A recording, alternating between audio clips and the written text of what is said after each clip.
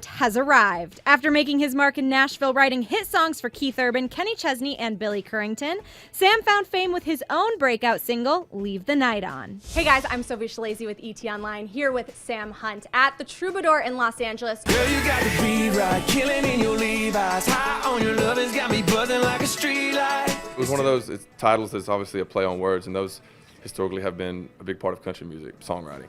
And the bad thing about those titles is that most of them have been written. So I stumbled across this song one day, and at a glance, the song actually it was someone else's song called Leave the Light On. I glanced at it, and I thought it said Leave the Night On, and I thought immediately, how has nobody written that? I wish I had found this idea before they wrote it.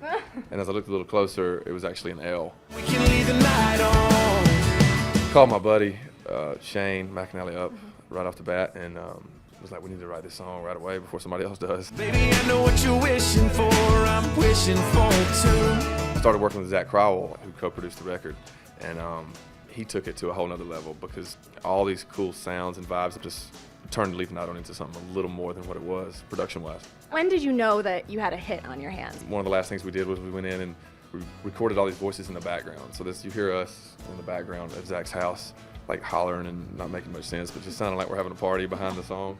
And when I heard it in that version, I finally was like, okay, this finally has everything it needs. I think this song has potential. We'll be rolling down the windows, I bet you we're catching our second wind. Tell me about the first time you heard it on the radio. I can't remember really when I have heard it, but I do remember getting a call from my mom the first time she heard it.